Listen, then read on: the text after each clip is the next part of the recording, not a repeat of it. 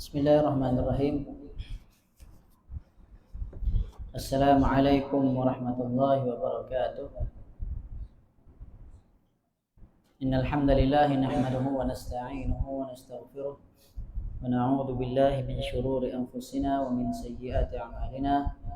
Man yahdihillahu fala mudilla lahu wa man yudlil fala hadiya lahu.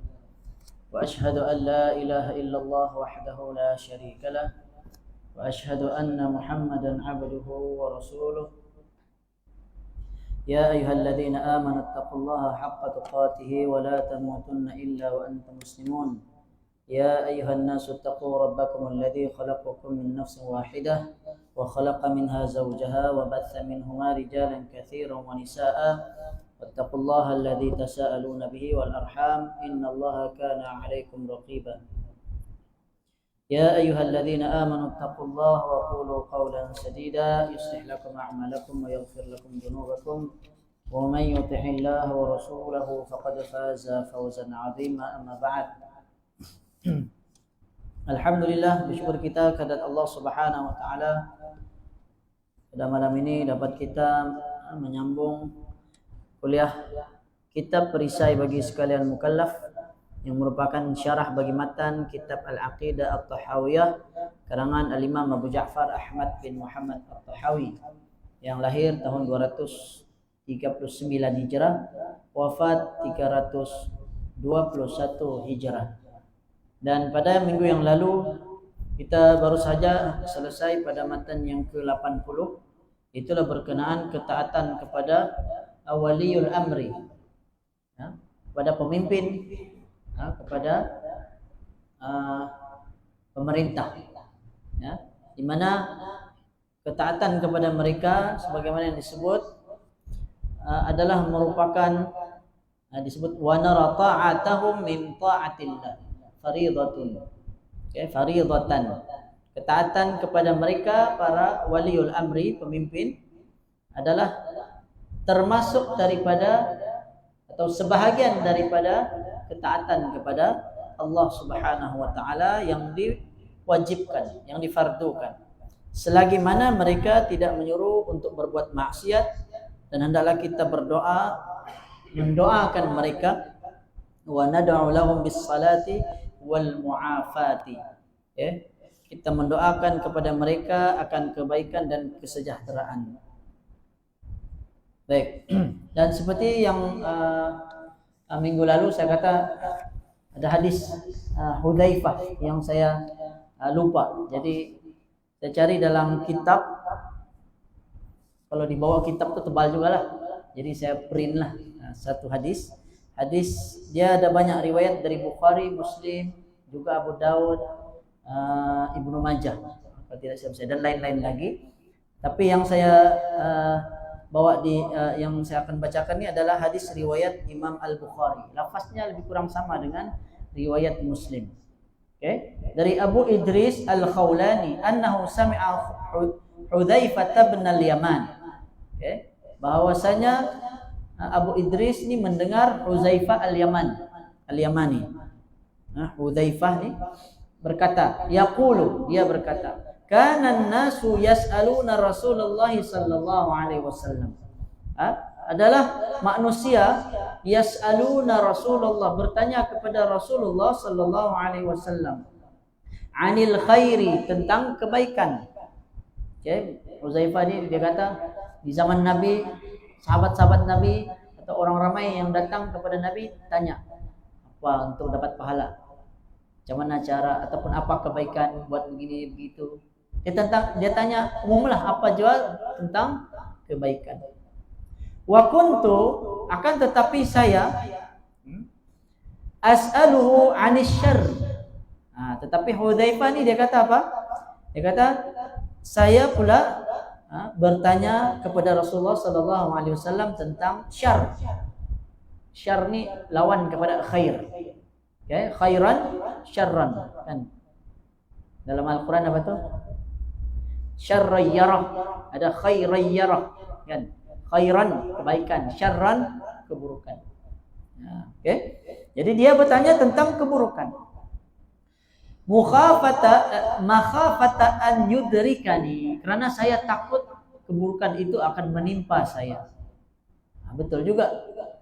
Tanya-tanya yang cara untuk buat pahala, tapi kita kadang-kadang lupa bagaimana untuk kita menghindari daripada melakukan perbuatan dosa. Maka Hudzaifah nih pertanyaan yang bijaklah, kan? Karena bertanya apa yang orang tidak tanya. Oke? Faqultu ya Rasulullah, maka aku pun bertanya, ya Rasulullah, inna kunna fi jahiliyatin wa syarrin, faja'ana Allahu bihadzal khair. Wahai Rasulullah, dahulu kami berada pada masa jahiliyah, wa syarrin, dan juga keburukan pada masa jahiliyah. Maksudnya sebelum Islam lah, dan juga dalam keadaan keburukan. Maksudnya jahiliyah itu sendiri adalah keburukan lah. Sebab mereka tidak tahu tentang kebaikan, apa yang mereka buat, amalan-amalan jahiliyah itu semua bukan saja dosa, bahkan syirik, kan? Perkara semualah kejahatan yang dibuat oleh orang-orang Arab sebelum itu. Bunuh anak perempuan, main judi, sembah berhala dan sebagainya. Okay? Faja'ana Allahu bihadza al-khairi. Maka kata Hudzaifah, Allah pun mendatangkan kebaikan kepada kami. Lalu Allah datangkan kebaikan kepada kami, yaitu dengan datangnya agama Islam lah. Rasulullah diutuskan, Al-Quran diturunkan, maka ada kebaikan. Lalu tanya, fahal ba'da hadzal khairi min syarr? Maka adakah selepas kebaikan ini akan datang keburukan? Apakah setelah kebaikan ini akan ada pula keburukan, kejahatan? Qala, maka Rasulullah sallallahu alaihi wasallam pun bersabda, na'am. Apa itu na'am? Ya. Na'am. Qultu, wa hal ba'da dzalika syarr min khair? Maka adakah setelah, ditanya lagi lah kali yang kedua, apakah setelah keburukan itu datang ada kebaikan lagi? Hal ba'da syarri min khair? Apakah setelah keburukan ada kebaikan? Maka Rasulullah pun jawab, qala na'am. Jawab Rasulullah sallallahu alaihi wasallam, ya, ada kebaikan. Selepas keburukan datang kebaikan. Tapi adakah selepas kebaikan ada kejahatan? Kata Rasulullah, ada. Kemudian selepas kejahatan itu ada lagi kebaikan? Ada. Tapi apa jawab Nabi? Sambung Nabi, qala na'am wa fihi dakhanun. Iya, kata Nabi. Akan tetapi padanya ada dakhan atau dukhan. Dukhannya apa? Asap. Ataupun dakhan, kekotoran. Ada kekotoran. Jadi kebaikan yang ada tuh tidak sepenuhnya lagi lah. Dia samar-samar. Ada kebaikan bercampur dengan keburukan. Kata Nabi, fihi dakhan. Qultu wa ma dakhanuhu? Kata Hudzaifah, dia bertanya, apakah dakhan itu? Apakah dakhannya itu? Apakah kekotorannya itu? Maka Nabi SAW pun bersabda, menjawab, qala qaumun yahduna bi ghairi hadi wa ta'rifu minhum wa tunkiru. Kata Nabi SAW, yaitu suatu kaum yang akan memimpin tanpa mengikuti petunjuk aku, kata Nabi. Satu kaum yang akan memimpin, menjadi pemimpin, dan dia memimpin bukan mengikuti petunjuk Nabi, hidayah Nabi. Nabi ghairi hadi, kata Nabi. Ta'rifu minhum wa tunkir. Kamu kenal mereka, tetapi kamu ingkari.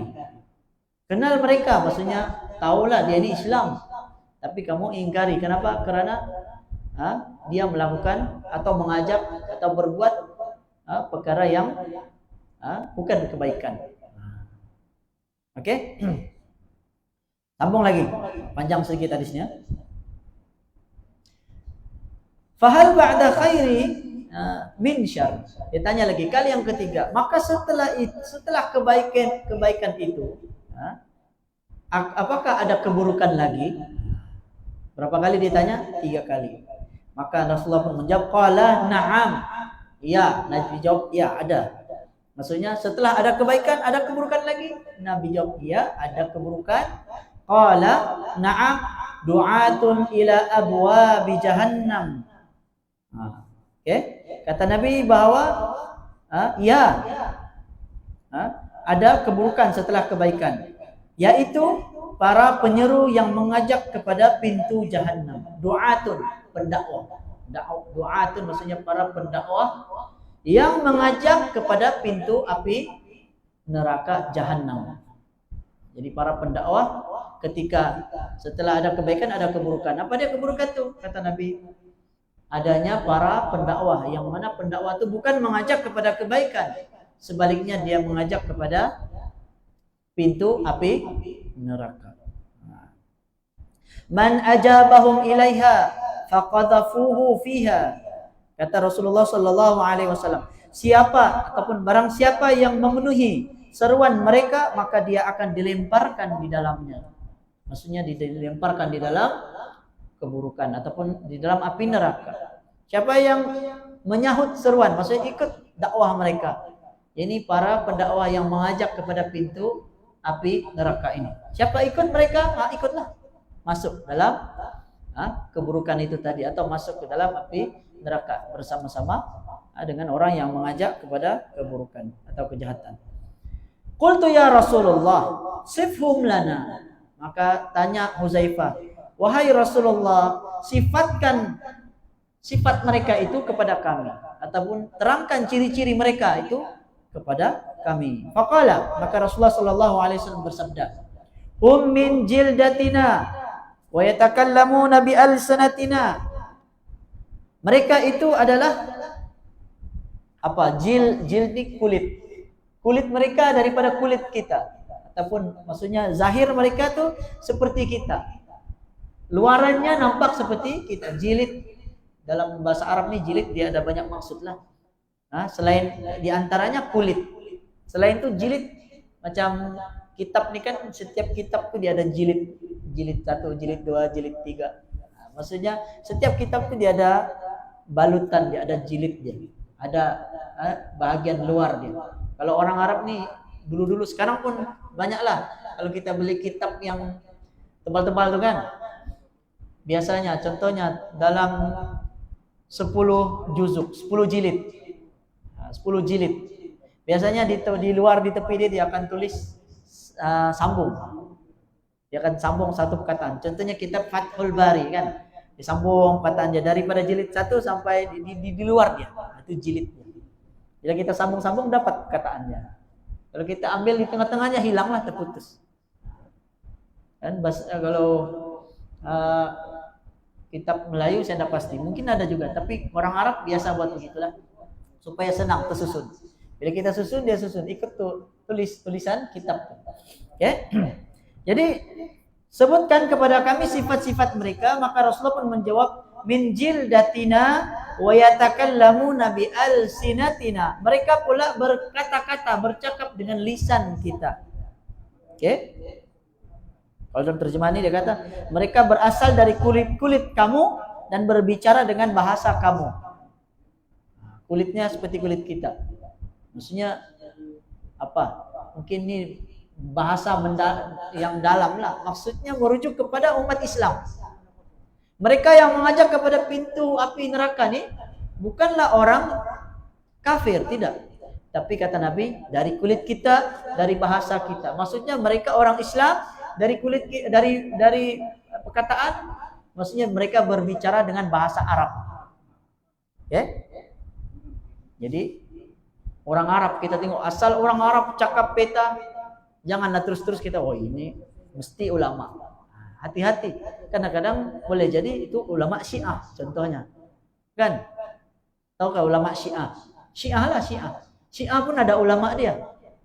Khawarij ada ulama dia.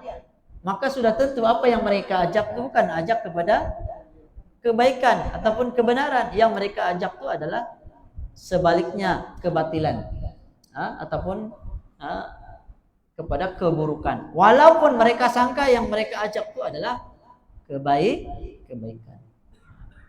dalam hadis Ibnu Mas'ud. Dalam hadis Ibnu Mas'ud, satu hadis yang panjang, tapi di tengah-tengah tuh Ibnu Mas'ud berkata, setelah dia tanya ada orang-orang di Masjid Nabawi yang mereka itu melakukan perbuatan yang tidak pernah ditunjukkan oleh Nabi. Hadis riwayat Imam Ad-Darimi. Okay?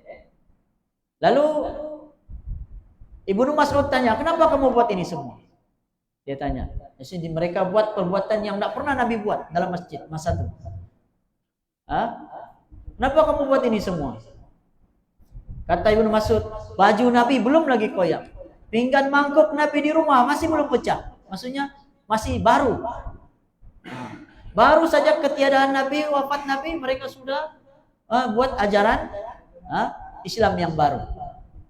Kan? Jadi kenapa kamu buat ini semua? Maka orang ramai yang di masjid Nabi tadi, apa mereka kata? Dia kata, demi Allah, kami tidak menghendaki melainkan kebaikan. Apa yang kami buat nih, tujuan kami adalah tujuan yang baik. Maka apa jawab Ibnu Mas'ud? Ibnu Mas'ud kata, kam muridan bil khairi lam yusib.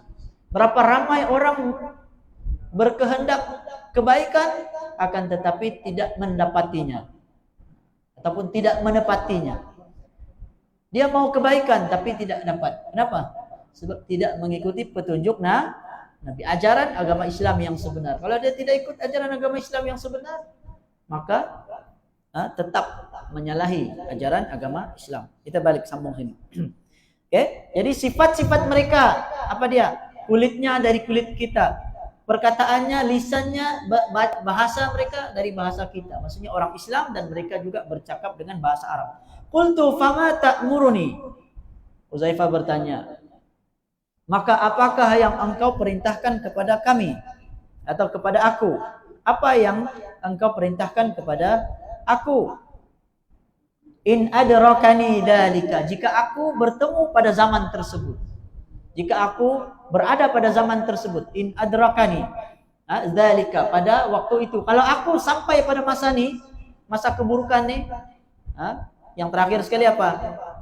Mereka ni pendakwah yang mengajak kepada pintu api neraka.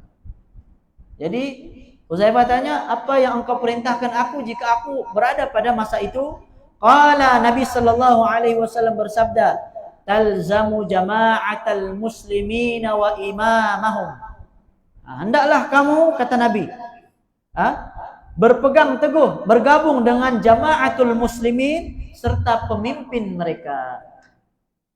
Talzam ni lazim. Lazim ni maksudnya berpeganglah. Lazimlah engkau, maksudnya engkau peganglah dengan jama'atul muslimin. Yaitu apa? Umat Islam lah, keseluruhan. Umat Islam secara keseluruhan yang umumnya. Pegang pandangan ataupun ajaran umum umat Islam. Serta imam mereka. Maksudnya apa? Pemimpin mereka. Maksudnya apa? Kalau ada pemimpin, ada pemerintah, jangan kita keluar dari pemerintah. Maksudnya yang kita telah terangkan sebelum ini. Tidak boleh memberontak. Kan?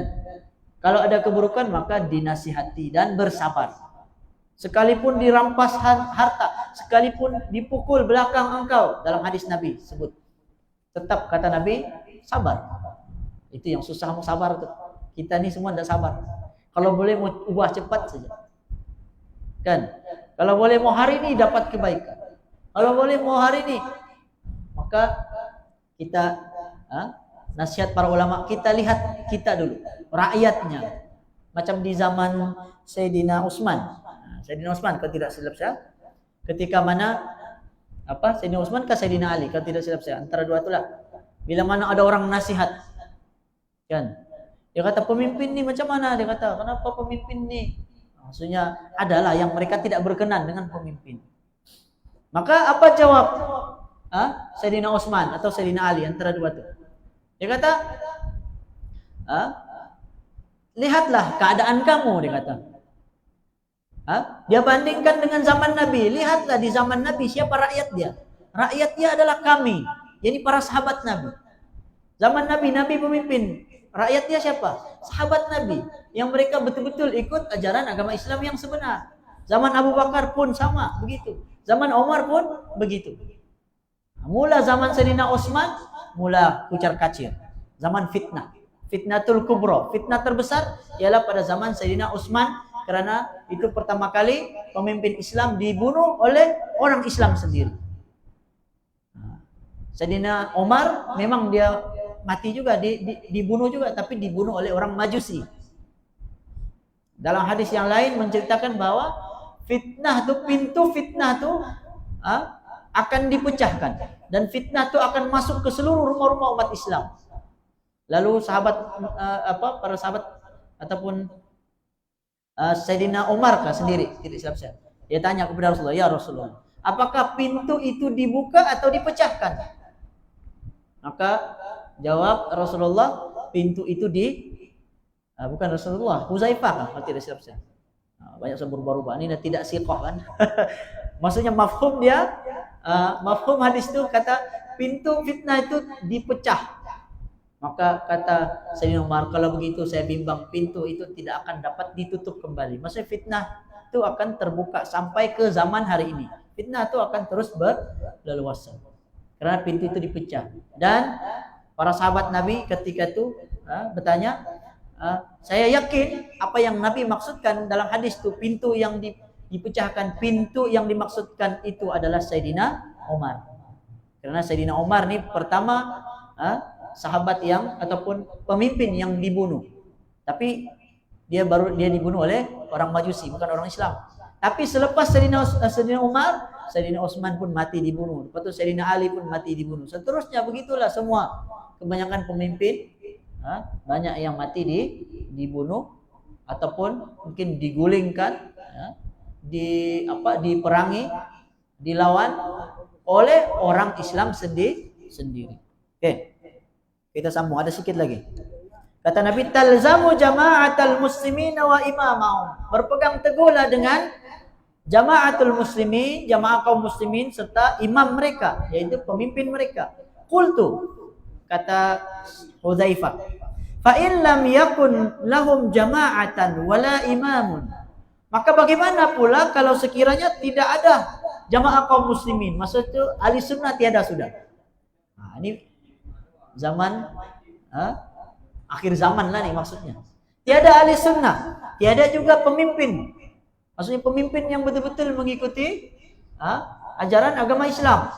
Maka apa kata Nabi? Qala, Nabi sallallahu alaihi wasallam bersabda, fa'tazil tilkal firqa kullaha walau anta 'adda bi asli syajaratin hatta yudrikakal maut wa anta 'ala dzalik.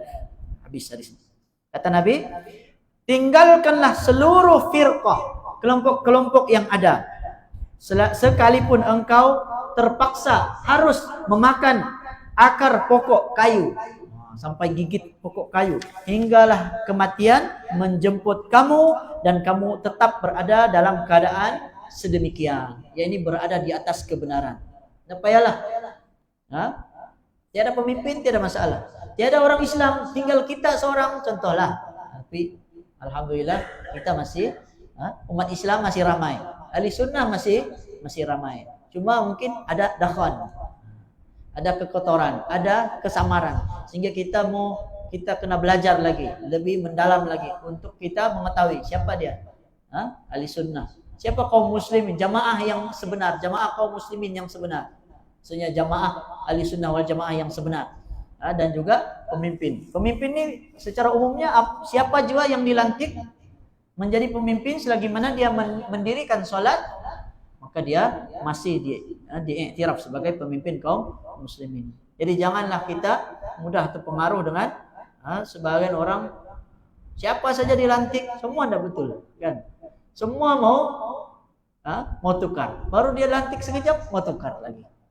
Jadi itu bukan daripada ajaran agama Islam, walaupun sistem kita mendukung. Karena sistem kita atau di seluruh dunia hampir ke semua negara mengamalkan sistem demokrasi yang mana bebas bersuara. Kan tapi Islam sebenarnya tidak begitu, ataupun dia sistem itu sebenarnya bertentangan dengan ajaran agama Islam yang sebenar. Bukan bermakna artinya nak payahlah mengundi terus kan. Tidaklah. Itu ada pembahasan dia. Para ulama kata dia dikategorikan sebagai darurat lah. Sebab wajib memilih pemimpin. Ketika mana kalau pemimpin sudah letak jawatan dan dia bagi untuk orang memilih, maka kita terpaksa memilih. Terpaksa memilih. Walaupun cara tersebut tidaklah sebenarnya sesuai dengan syariat ajaran agama Islam. Tapi pilih saja, bila sudah dilantik taat. Mudah-mudahan dengan ada pemimpin, kita doakan kebaikan mereka. Kebaikan mereka nanti akan dapat dirasakan oleh kita semua, oleh rakyat. Mudah-mudahan dengan baiknya pemimpin, maka kita pun dapat dia punya kebaikannya. Dan rakyat juga kena perbaiki, kena islah diri. Bagaimana seorang tokoh Islam yang terkenal, yaitu Hasan Al-Banna, dia mengatakan, dia kata, dirikan daulah di rumah kamu atau dalam diri kamu, nescaya daulah itu akan tertegak di negara kamu. Maksudnya masing-masing diri kita tegakkan Islam dalam diri kita, maka insya Allah dia akan tertegak di negara kita. Kalau semua orang Islam mau ajaran agama Islam yang sebenar, otomatis nanti negara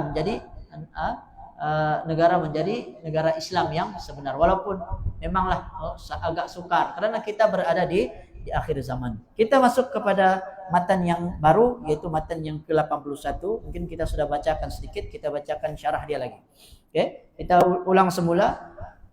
Kata Al-Imam Abu Ja'far, wa nattabi'us sunnata wal jama'ata wa najtanibus syudzuda wal khilafa wal furqa. Maksudnya, dan mengikuti kita akan jalan Nabi Allah sallallahu alaihi wasallam. Sunnah lah, maksudnya hendaklah kita mengikuti sunnah. Maksudnya sunnah ni sunnah Nabi. Wal jamaah. Ikuti jamaah. Jamaah itu siapa? Ada banyak maksud. Jamaah antaranya jamaah para sahabat Nabi. Oke? Antara maksud jamaah yaitu jamaah yang berada di bawah pemimpin Islam. Mana-mana negara ada pemimpin dia Islam, maka kita taat pada pemimpin. Semua orang yang taat pada pemimpin ketika itu, maka dia dikira sebagai jamaah. Adapun orang yang keluar dari ketaatan kepada pemimpin, itu lazimnya selalunya ciri-ciri sifat orang-orang Khawarij. Khawarij ni dari zaman Sayyidina Ali mereka mula ada. Mereka keluar. Tapi bibitnya pada mulanya ada pada zaman Nabi sallallahu alaihi wasallam, yaitu seorang lelaki bernama Dzul Khuwaisirah. Dzul Khuwaisirah ni ketika Nabi bagi-bagikan harta rampasan perang, harta ghanimah, maka dia tengok Nabi kasih lebih sedikit kepada golongan Ansar. Kan dikasih lebih sedikit, atau Muhajirin atau Ansar, antara dua itulah. Kadang-kadang ada waktu tertentu Nabi bagi lebih kepada Muhajirin, kadang waktu tertentu Nabi lebih bagi kepada Ansar. Jadi ketika dia nampak Nabi bagi lebih-lebih sedikit pada sebahagian orang, maka datang Dzul Khuwaisirah, dia kata, "I'dil ya Muhammad," dia kata. "Berlaku adillah wahai Muhammad." Dia pula berani pergi cakap sama Nabi. "Kerana engkau tidak berlaku adil." Maka Nabi pun kata, "Aku ini adalah Rasul yang diutuskan oleh Allah dari langit. Kalau aku tidak berlaku adil, siapa lagi berlaku adil? Sedangkan Nabi adalah Nabi yang diutus." Oke? Maka ketika itu sahabat Nabi yang lain terdengar lelaki ini, lalu minta izin kepada Rasulullah, "Ya Rasulullah, izinkan saya penggal kepala dia." Maksudnya bunuh dia. Maka Nabi kata jangan, tidak boleh. Kenapa? Nabi takut nanti bimbang, nanti akhir zaman nanti orang akan kata Nabi bunuh para sahabat Nabi. Sebab siapa yang hidup di zaman Nabi dikira sebagai sahabat Nabi, yang pernah melihat, jumpa dengan Nabi, beriman dengan apa yang Nabi bawa, maka dikira sebagai sahabat. Tapi Nabi kata, Nabi pesan, akan lahir dari bibit orang ini, dari lelaki ini, Dzul Khuwaisirah tadi itu, akan lahir dari dia ni orang-orang yang mana bacaan Quran mereka, solat mereka lebih dari para sahabat Nabi. Tapi mereka baca Quran tidak lepas dari kerongkong. Maksudnya tidak pernah meresapi ke dalam hati. Mereka tidak faham apa yang mereka baca. Setakat di kerongkong saja, baca saja, tapi tidak faham. Maka kata Nabi, nanti di akhir zaman nanti kalau kamu melihat mereka, perangi mereka. Maksudnya selepas Nabi tiada. Perangi mereka sebagaimana diperangi kaum Ad dan Samud. Nah, ini kaum orang kafir. Walaupun mereka nih Islam, tapi Nabi suruh perangi sebab dia mudarat dia lebih besar. Yang melakukan apa yang Nabi perintahkan ini adalah Sayyidina Ali. Sayyidina Ali perangi mereka dalam perang Nahrawan. Di Nahrawan, di situ tempat kubu golongan Khawarij. Tapi sempat didakwah oleh Ibnu Abbas. Ibnu Abbas berdakwah kepada mereka. Nah, dikatakan ada 12.000 orang pengikut mereka nih. Ramai kah tidak? Ramai. Ibnu Abbas berdakwah, berdebat dengan mereka. Akhirnya mereka kalah. 6.000, separuh dari mereka kembali ke pangkal jalan. Tinggal 6.000 lagi. Jadi yang Sayyidina Ali lawan tinggal 6.000 lagi. Nah, lawan, habiskan mereka. Dan tinggallah sedikit yang melarikan diri. Akhirnya mereka merancang pembunuhan. Sayyidina Ali dibunuh oleh oleh golongan Khawarij. Siapa namanya? Abdullah bin Muljam, atau pembunuh Sayyidina Ali, yang mereka merancang 3 pembunuhan serentak pada hari raya. Pagi hari raya waktu subuh mereka bertapuk di mimbar, ketika sedang sujud dia tikam. Nah, yang kena adalah Sayyidina Ali lah. Kan? Sayyidina Ali. Adapun 2 lagi, Muawiyah dan juga Sa'ad bin Abi Waqqas, kalau tidak salah di Mesir mereka tidak kena. Mereka tukar. Dia tukar orang lain yang terbunuh. Adapun Muawiyah dia pun tidak sehat, diganti orang lain yang terbunuh. Oke, itu ringkas cerita. Oke, jadi hendaklah kita mengikuti jalan Nabi, sunnah Nabi, dan juga jamaah. Oke, wa najtanibu, dan hendaklah kita menjauhi asyududa. Syudud ni apa? Kejanggalan, ataupun dalam sini disebut terpencil. Apa terpencil? Asing. Nah, keterasingan. Maksudnya di mana kaum muslimin, jamaah kaum muslimin ketika itu mereka semua sepakat ini sunnah Nabi, tiba-tiba ada orang mengajak melakukan perkara yang bertentangan dengan sunnah Nabi. Itu syudud. Jauhi syudud. Dalam hadis Nabi faman syadda fasyadda finnar. Siapa yang melakukan perkara yang pelik, yang asing, maka yang asing itu akan ke neraka. Maksudnya dia mengajak kepada perbuatan yang asing daripada sunnah Nabi. Oke, wal khilafa wal furqah, dan hendaklah menjauhi al khilaf, perselisihan, wal furqah, dan furqah. Furqah ini bergolong-golongan, perpecahan. Maksudnya kita buatlah ini kumpulan kami, itu kumpulan kamu. Itu dilarang dalam Islam. Yang betul umat Islam mesti bersatu semuanya. Tidak boleh ada kumpulan A, kumpulan B. Oke, kalau kau sudah masuk sana, kau tidak boleh masuk tempat kami. Nah, itu namanya perpecahan. Ini dilarang. Oke, khilaf pula perselisihan. Dan perselisihan ini memang tidak akan dapat, kita tidak akan dapat terlepas darinya. So Nabi Sallallahu Alaihi Wasallam sendiri mengatakan, sataftariqu ummati ala 73 firqah.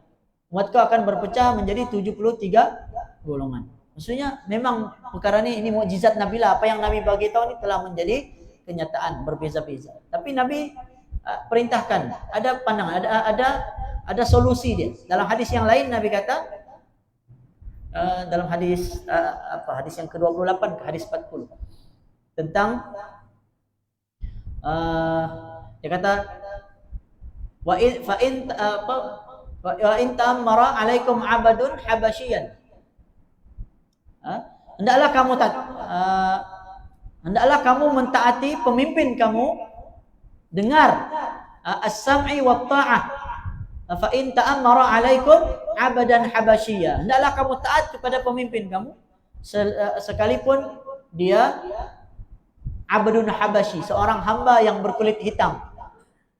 Maksudnya orang yang paling, kalau dulu dikatakan paling orang yang rendah lah. Dia punya kedudukan, tiba-tiba menjadi pemimpin. Tapi kata Nabi, hendaklah kamu tetap taat dan dengar pada dia. Oke? Lepas itu apa ada kata dalam sambungan hadis itu? Sambungan lepas itu kata Nabi, fa in ta'ammara 'alaikum 'abdun habasyian Kemudian fa'alaikum bisunnati. Nabi sebut, hendaklah kamu berpegang teguh dengan sunnahku wa sunnatil khulafa'ir rasyidin al mahdiyyin. Hendaklah kamu berpegang teguh dengan sunnahku dan sunnah para khalifah ar-rasyidin. Khalifah ar-rasyidin ini yang 4 lah. Abu Bakar, Umar, Uthman dan Ali, khalifah ar-rasyidin. Berpegang teguh dengan mereka. Sunnah Nabi dan sunnah para khalifah ar-rasyidin. Kemudian wa'addu 'alaiha bin nawajid. Hendaklah gigit ia sunnah tersebut dengan geraham. Karena gigi geraham ini adalah gigi yang lebih kuat. Gigit sunnah tersebut. Pegang dia betul-betul. Wa iyyakum wa muhdatsatil umur. Jaga-jaga kamu daripada perkara yang baru. Ini agama baru yang akan dibawa, yang akan datang. Ataupun bukan agama baru, maksudnya agama yang telah diubah dari ajaran agama Islam yang sebenar. Lalu Nabi kata, wa iyyakum wa muhdatsatil umur fa inna kulla muhdatsatin bid'ah. Karena sesungguhnya setiap muhdatsat, perkara yang baru itu adalah merupakan bid'ah, wa kullu bid'atin dhalalah, dan sesungguhnya setiap perkara bid'ah itu adalah merupakan kesesatan. Oke? Yang dimaksudkan ini adalah yang menyelisih ahli sunnah. Dan ulama sudah namakan apa golongan yang menyelisih ahli sunnah ini, antaranya Syiah, Khawarij, Mu'tazilah, Murji'ah, Jabariyah, Jahmiyah, dan banyak lagi. Sehingga dipecah-pecah, ada ulama yang pecahkan dan dapatlah 72 golongan. Dan ada juga ulama yang kata 72 itu tidak terbatas. Karena setiap dari 72 itu setiap satu ada pecahannya lagi. Syiah dia punya pecahannya beratus-ratus cabang. Banyak lagi Syiah. Jahmiyah contohnya, pecah lagi. Dalam Jahmiyah itu ada banyak lagi Jahmiyah. Ada Jahmiyah yang ikut Jabariyah, ada yang Jahmiyah Mu'tazilah, dan banyak lagi. Oke, secara ringkas lah. Oke, kita baca syarah daripada Syekh Al-Mandili. Kata Syekh Al-Mandili, bermula sunnah itu jalan Rasulullah sallallahu alaihi wasallam. Maksudnya makna as-sunnah dalam matan Imam At-Tahawi ini artinya adalah jalan Rasulullah. Oke, jalannya apa? Manhaj. Oke, manhaj, metode. Orang Indonesia sebut metode, lah bahasa Inggris daripada bahasa Inggris. Metode, jalan atau manhaj dalam bahasa Arab ya. Artinya barang yang menyuruh ia dengan dia dan melarang ia daripadanya, dan menyuruh ia kepadanya dengan perkataan atau perbuatan, dan dikehendaki dengan jemaah. Oke. Maksudnya apa? Sunnah Nabi ini, jalan Rasulullah ini, yaitu orang yang menyuruh ikut jalan Nabi dan juga melarang daripada melarang ia daripadanya. Maksudnya apa? Larang daripada menyalahi sunnah Nabi lah, dan menyuruh ia kepadanya dengan perkataan dan perbuatan. Orang yang membawa kepada sunnah Nabi, ajak dari segi perkataan dan juga perbuatan. Jadi sunnah ini bukan sekadar perkataan saja, termasuk juga perbuatan. Kan sunnah Nabi kan ada banyak maksud. Sunnah ini ada banyak maksud dari segi para ulama. Ulama fiqh lain makna sunnah dia. Ulama hadis lain lagi makna sunnah dia. Ulama sirah lain lagi, ulama akidah lain lagi. Dia setiap ulama itu beza. Tapi kalau dirangkumkan secara umumnya, makna hadis itu lebih menyeluruh lah. Yaitu segala sesuatu yang disandarkan kepada Nabi dari segi perbuatan, perkataan, pengakuan, takrir. Takrir itu pengakuan, akhlak dan sifat Rasulullah sallallahu alaihi wasallam. Itu secara umum makna yang dari segi hadis, makna sunnah dan hadis tadi. Oke. Dan dikehendaki dengan jemaah itu sekalian orang Islam. Maksudnya umat Islam keseluruhannya, ikut umat Islam. Macam kita nih. Sebelum nih, biasa Ramadan saja timbul isu nih. Apa melihat anak bulan, betul tidak? Akan timbul nih isu nih di mana-mana. Di mana pemimpin umumkan sudah. Lepas itu ada beberapa kelompok yang kata dia nampak. Atau dia kata tidak betul. Apa yang pemimpin punya tidak betul. Dia kata sebenarnya nampak, pemimpin tidak nampak. Jadi diajak raya duluan atau puasa duluan. Kalau ikutkan dari pengertian ini sebenarnya menyalahi jamaah. Yang betulnya hendaklah kita ikut apa yang ditentukan oleh pemimpin. Kalau pemimpin salah, maka mereka lah yang menanggung akibat sekiranya mereka sengaja. Tapi kalau tidak sengaja, mereka sudah berijtihad. Kata Nabi sallallahu alaihi wasallam, "Idza jatahada al-hakim fa asaba falahu ajran wa in akhta'a fa in wa in akhta'a falahu ajrun wahid." Seorang hakim, bila sebut hakim ni maksudnya orang yang ahli lah dalam bidangnya. Memang dia pakar, sama ada hakim ataupun para ulama, mereka memang ahli dalam bidang tersebut, maka mereka berhak untuk berijtihad. Jika mereka berijtihad, mereka betul, mereka dapat 2 pahala, kata Nabi. Kalau mereka salah, maka mereka dapat 1 pahala. Mereka tidak berdosa. Tapi yang berdosa kita, kalau sekiranya kita mengikuti hawa nafsu. Kita tengok, oh ini lagi senang, ini lagi syok, awal duluan hari raya, sengaja kan? Oke? Tapi itu perkara khilaf, perkara itu memang perkara khilaf. Memang ada juga sebagian, dan ulama sudah pesan, kalau betul-betul lah memang dengan mata dia sendiri dia nampak ada anak bulan, tapi pemimpin telah membuat pengumuman yang sebaliknya, maka wajib bagi dia untuk maksudnya bersendirian ketika itu, tidak perlu mengajak orang lain. Kan? Ya, maksudnya kalau dia nampak, dialah sendiri seorang. Kalau dia sudah bagi tahu pemimpin tidak terima. Lagi-lagi sekarang nih yang hanya diterima persaksian adalah dari kalangan ahli falak saja. Kan yang tengok tengok anak bulan nih di seluruh Malaysia ada ahli-ahli dia. Dia orang saja yang diterima. Kalau kita nih dari rumah tinggal sendiri tidak diterima pakai. Kan? Jadi kalau kiranya betul-betul lah kita nampak, maka ulama pesan kita bersendirianlah ketika itu. Bukan bermakna kita ketika itu keluar al-jamaah, so kita ada ijtihad kita. Masa itu boleh, tapi kita tidak boleh ataupun kita mengajak orang ikut pada pandangan kita yang menyelisih pandangan pemerintah. Itu sebenarnya selari dengan ayat Quran dalam surah An-Nur kalau tidak silap saya. Okay? Dalam surah An-Nur. Ketika mana telah dikeluarkan pandangan oleh ulil amri, maka tidak patut bagi rakyat tuh dia memilih pendapat yang lain lagi. Ada tuh dalam ayat, tapi saya tidak ingat dia punya lafaznya. Nanti saya cari dia punya lafaz dia. Oke, dan saya habiskan sedikit ayat ini. Dan dikehendaki dengan jamaah itu adalah sekalian orang Islam, yaitu sekalian sahabat, dan yang mengikuti akan mereka itu dengan berbuat kebaikan hingga hari kiamat. Termasuk sahabat Nabi, semua dikira sebagai al-jamaah. Seperti saya kata tadi, jamaah ini banyak maksud.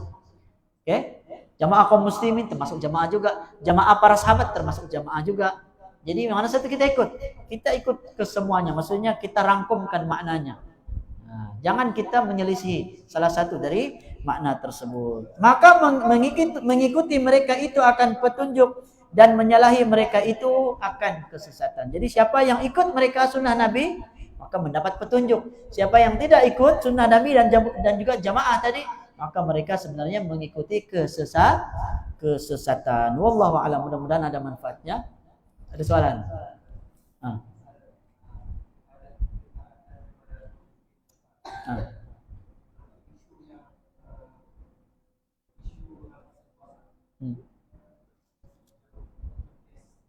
Ya.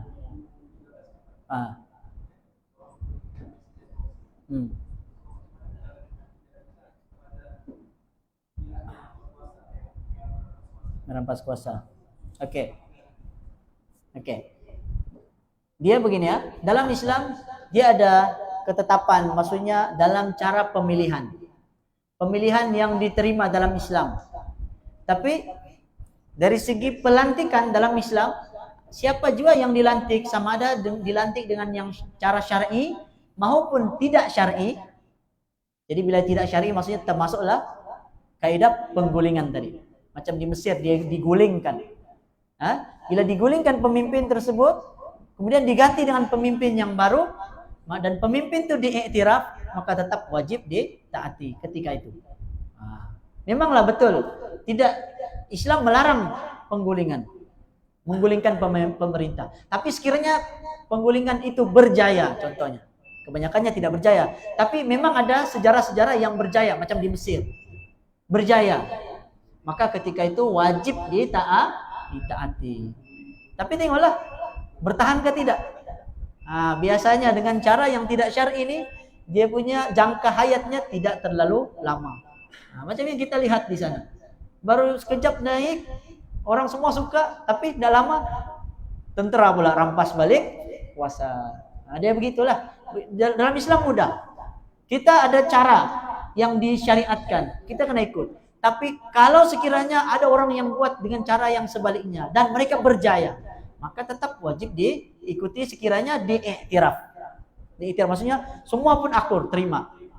Nah, dia kuasa, dia kuat, dia dapat gulingkan. Akhirnya dia jadi pemerintah. Kan? Macam contoh di mana nih? Di Taliban.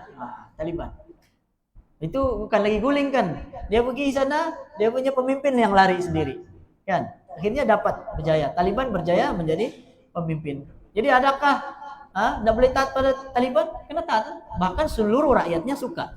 Rakyatnya pun semua mengiktiraf. Bahkan dunia pun mengiktiraf ketika itu. Okay? Jadi mana yang diiktiraf kepemimpinan dia, maka wajib ditaati. Tidak kira sama ada cara itu syar'i ataupun tidak syar'i. Itu saja kaidah dalam Islam. Oke? Wallahu a'lam. Jadi cukup dahulu, yang baik datang dari Allah, yang lemah dari saya sendiri. Aku qouli hadza wa astaghfirullahal azim li wa lakum wa sallallahu ala nabiyina Muhammad wa ala alihi wa sahbihi wa baraka wasallam. Assalamualaikum warahmatullahi wabarakatuh.